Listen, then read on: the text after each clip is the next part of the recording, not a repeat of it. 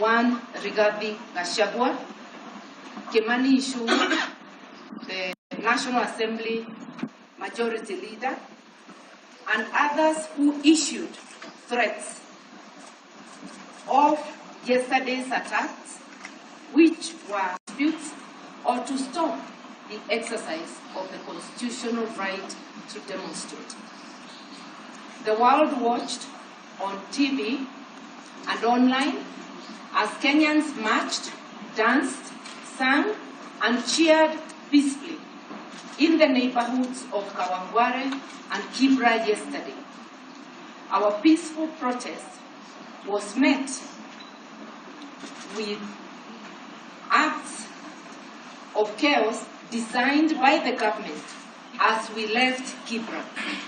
The day would have ended without much incident, but as we left Kibra, along the Langata bypass exit, they logged our convoy and the supporters who were escorting us out with tear gas and provoked acts of violence on peaceful demonstrators. This brutality did not end there, as police and government-hired goons further invaded the peaceful Kibra neighborhood under the cover of darkness, tormenting residents with crude weapons, bullets, and like a repeat history, they torched and burned the PCA church and the Karanja Mosque in Kibra. The invasion of private land, slaughter and looting of animals, targeted attacks on private business, the burning of homes, and torching of places of worship have been at the heart of Ruto and Rigathi operations against progressive forces dating back to the dark days of one-party era. We note the overwhelming silence of our international friends and the conspicuous absence of Ruto, who after planning with the of the Dark Monday attacks, he must be held responsible for yesterday's destruction, mayhem, arrests, injuries, and loss of life.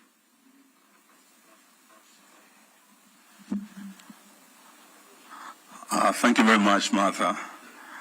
Martin Luther King Jr. once said that in the end, we will remember not the words of our enemies, but the loud silence of our friends. As Martha has said, we hear the loud silence of our international friends, even in the midst of this mayhem that we saw yesterday and brutal police brutality that we have witnessed. I would like now to invite our leader to now make the main statement.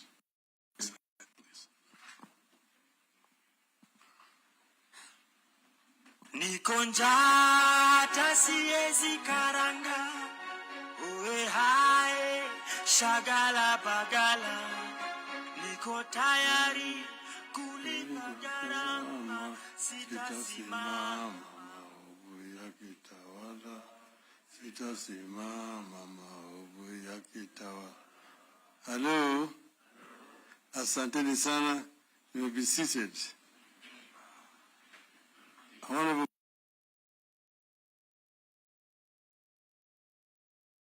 This is now a follow-up to what Martha has already stated. Ruto's hands are all over this violence. When Azimio La Umoja called for protests in line with Article 37 of our Constitution, we never envisaged that in desperation, the state will respond by hiring goons and mercenaries to rain terror on peaceful and innocent Kenyans. We know no law that allows Mr. William Ruto and Mr. Rigathi Gachagua to order Kenyans to invade other people's lands and businesses in the name of quelling legitimate, peaceful, and constitutional protests.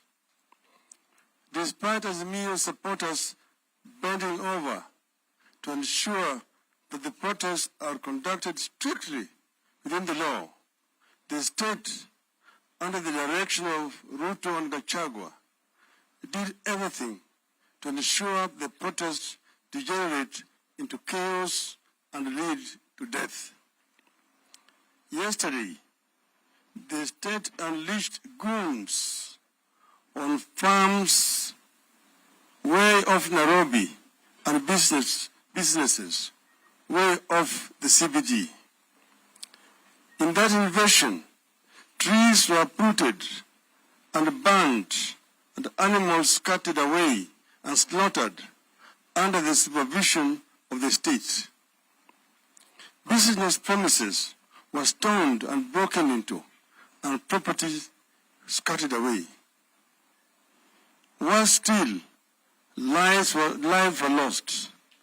People were hacked to death with crude weapons, while others got shot with guns. The last time we witnessed such invasion of farms and companies in this part of the world was when Robert Mugabe claimed to be compensating freedom fighters in Zimbabwe. Mugabe claimed to be compensating It ended in the total collapse of Zimbabwe's economy. It will not be any different here. In this latest act of desperation by Mr. Ruto and Gachagua, we see a plot that will be extremely disastrous for the country's long-term stability and economy. We see the little hope for Kenya's large-scale farming. We are tearing the heart out of our commercial agriculture. We see little hope for new investments in our economy or expansion of existing ones.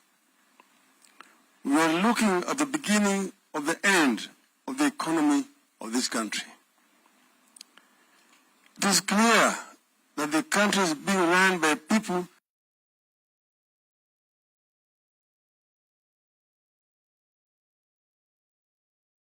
the hands of men who are goons at heart, who are pretending to be leaders and statesmen.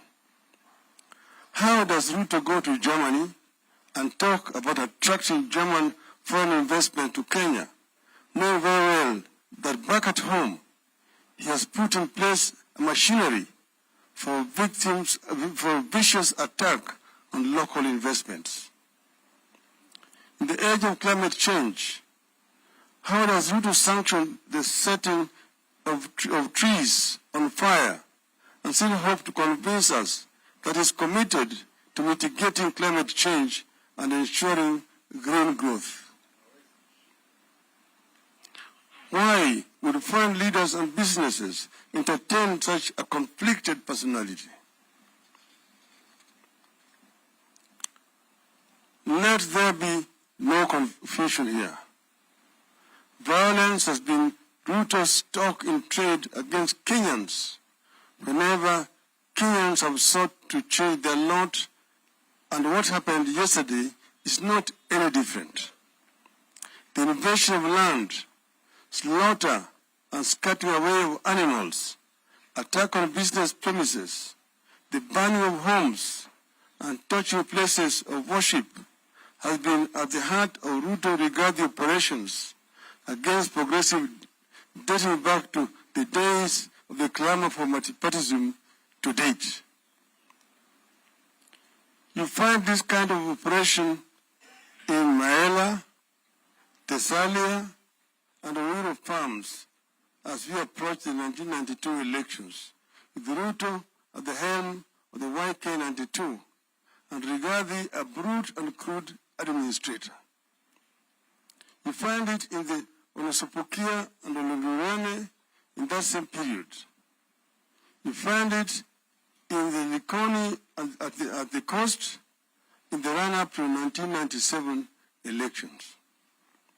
You find it in the Kiambaa, in the Rift Valley, in the 2007-2008 violence.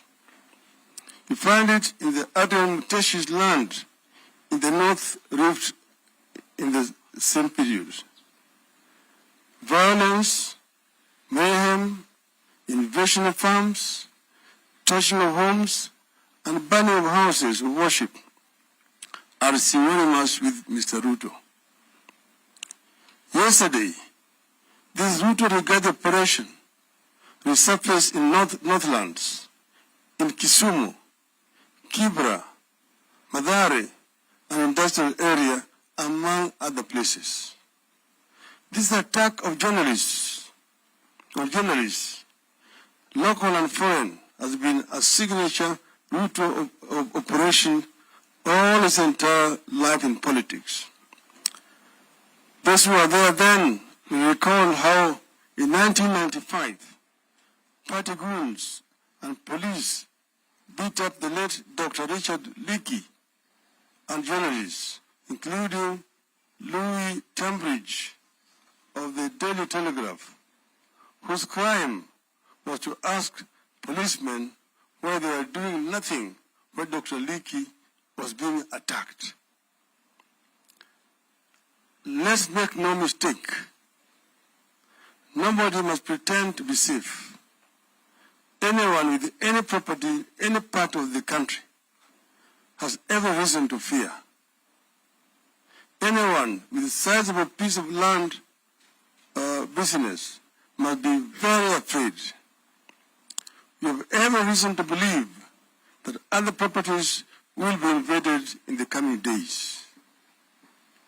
William Ruto himself owned vast tracts of land across the country, from Narok, Kajiado, Nairobi, and the coast.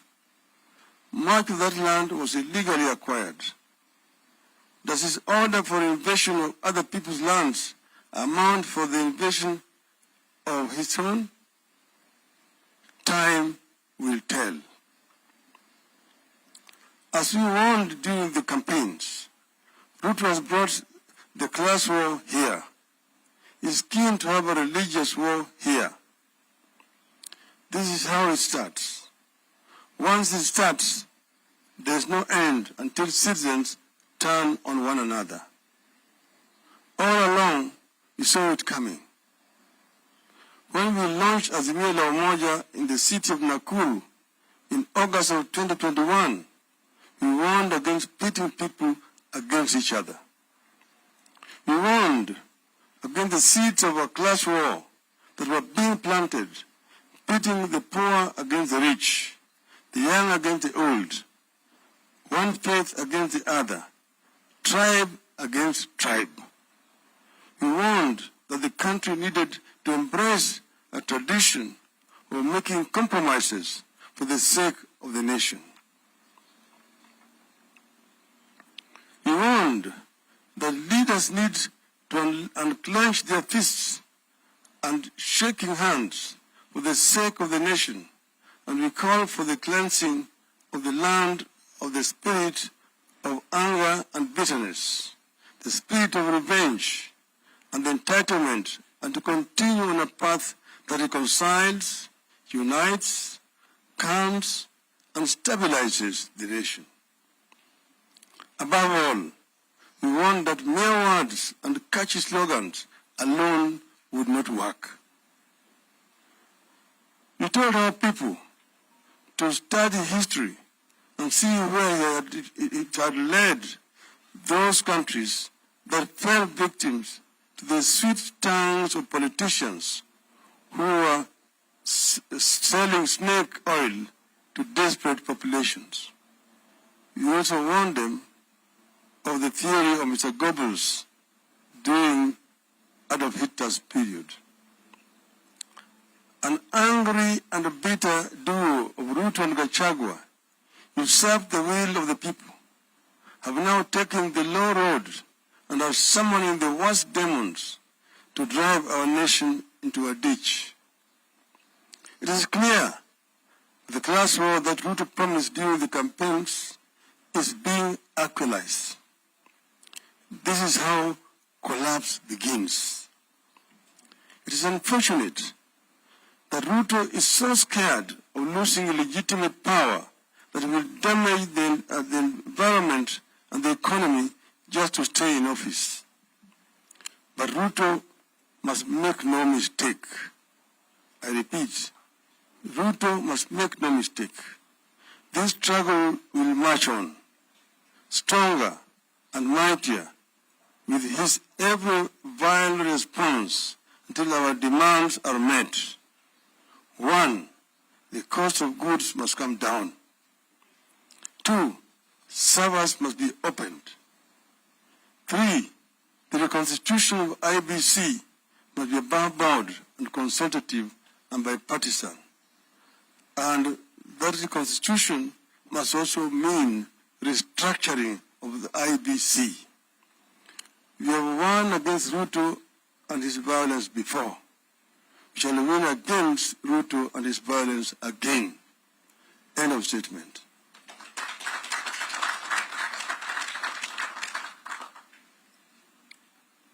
Tumesema kwa Kiswahili, kwa mukhtasari.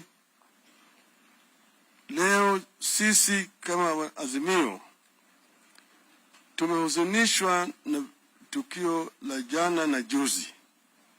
Kwanza, wafuasi wa Azimio wengi wameshikwa kiholela na polisi na kuwekwa kwenye seli kuanzia siku ya Jumamosi, Jumapili, hata kabla ya maandamano ya Jumatatu hajafanyika.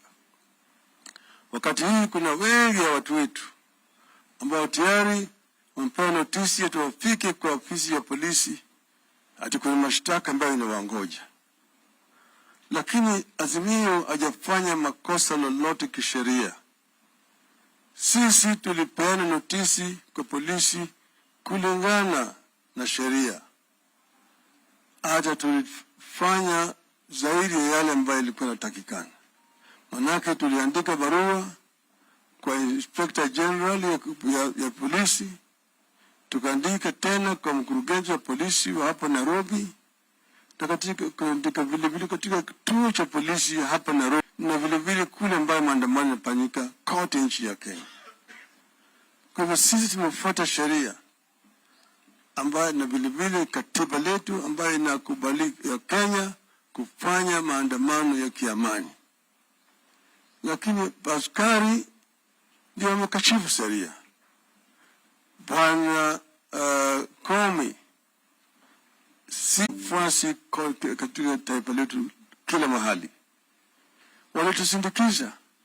Askari wakaanza kupiga sisi, wakaanza kurusha ile vifaa vya gesi ya machozi. Baadaye ile gari yao ikaanza kurushia sisi maji ambayo maji chafu. Ati sisi tutatoka, tutakimbia. Lakini wakaaji wakawangware, wakawa mashujaa, na wakabaki na sisi, wakatusindikiza mpaka tukapita. Tunaelekea Kibra, tukazuiliwa pande hii ya Ngong Road, tukaingia huko nyuma. Walikuwa wakuja kule, lakini waliogopa mati Kibra. Natoa shukrani tena sana kwa wakaaji wetu wa Kibra kwa ujasiri walionyesha na ukarimu kutukaribisha kule kwa shangwe na vigelegele. Tulionyesha kwamba sisi ni watu wa amani. Hatukutusi mtu yoyote, hatukulaani mtu yoyote. Sisi tuliongea na wafuasi wetu, tukaonyesha kwamba tunaweza kufanya maandamano ya amani. Tulikuwa tunataka kuja Nairobi West, kisha tuvuke tuende pande ile Mkuru kwa Njenga, tuingie pande ile ya Embakasi na kadhalika. Lakini tulizuiliwa. Lakini mambo bado. Hai bado tutaendelea. Kitu kingine ambayo ilifanyika ni majambazi kutolewa, wengine Kayole, wengine Nyeri, na kuletwa kuvamia shamba la rais mstaafu Bwana Uhuru Kenyatta, jamii ya Kenyatta. wanakuja wanadai ati hiyo shamba ni yao. Walikuwa wanasindikizwa na askari. Wanaweka askari wenyewe walikuwa wamejitoka, wamekwenda wajivisha nguo za kiraia. Wanasindikiza wale majangili wakivamia shamba ya Bwana Kenyatta. Wakaanza kukatakata miti. Kisha baadaye wakateketea moto katika hiyo shamba. Uharibifu mkubwa ulikafanyika hapo. Na Bwana Gachagua na Bwana Kimani Ichung'wah na Bwana Ndindi Nyoro tayari walikuwa wametangaza mapema watafanya hivyo. Ati wao ni watoto wa Mau. Watoto wa Mau watakwenda kunyakua mashamba. Sijui sheria iko wapi ambayo inaruhusu hata wewe ni mtoto au mjukuu au mtukuu wa Mau wewe kwenda kuvamia shamba ya mtu yote vile unavyotaka. Sheria inalinda mali ya kila Mkenya. Tusipofuata sheria hatutakuwa na taifa katika taifa letu. Sasa Inspector General ya polisi anatoa matusi kusema kwamba hawakujulishwa ati yale yatafanyika. Isitoshe kutoka pale wakatuma wale wengine mpaka kampuni huko industrial area East Africa Spectra Limited. Atakwenda sasa kwenda kuadhibu Raila. Piga kule kwake. Wale watu hawana magesi, nyungu za gesi, waende wajisaidie huko. Wakatupa mawe, wakavunja vioo kule, wakafanya madhara kubwa huko. Lakini Raila alikuwa hayuko huko. Haya yote inafanyika kwa sababu ya amri ambayo ilitolewa na Bwana Gachagua na wale watu yake na vibaraka vyake, na mimi najua na ushauri na Bwana Ruto. Lakini hata wafanye hali yote, sisi tunasema tutaendelea mbele. Wale vijana wengine ambao walienda wakachukua pesa kwa Bwana Gachagua, walienda Kibra na kule wanataka kuleta vita ya ukabila na vita ya kidini. Wakaenda pale wakajaribu kuchoma msikiti, baadaye wakaenda wakachoma kanisa. Hiyo msikiti ilikuwa ichomwe ileta vita baina ya Wanubi na Wakristo upande hili lingine na Wajaluo. Lakini ile kanisa ambayo walichoma ambayo ni PCA ni kuleta vita baina ya Wajaluo na Wakikuyu. Kwa wale ambao wanataka ni kuleta vita ya wenyewe kwa wenyewe ili watu wetu waanze kupigana.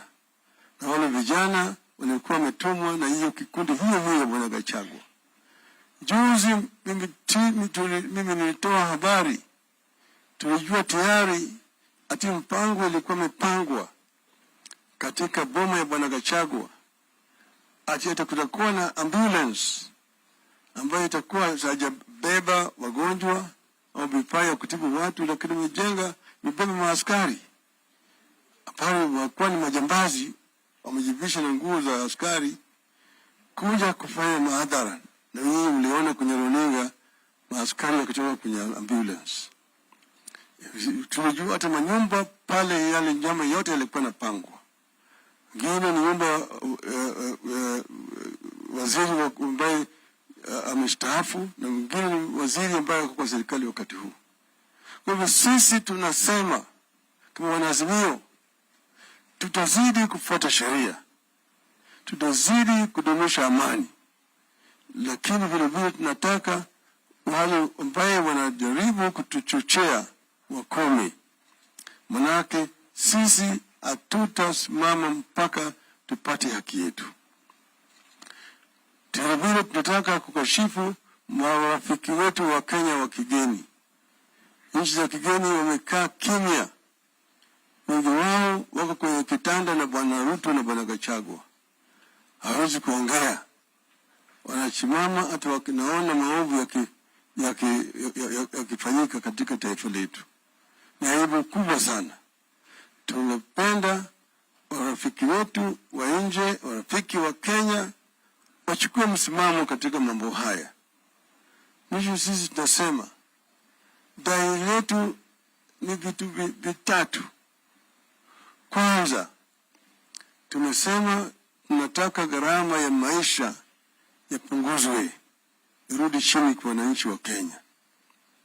Pili, tumesema kwa sababu ya maneno ambayo imetokea baada ya uamuzi ya mahakama kuu juu ya uchaguzi wa urais mwaka jana, nataka nyungu ili ya kuhifadhi matokeo ya uchaguzi, yani sava kwa kimombo, yafunguliwe ili tufanye ukaguzi na watu wastani.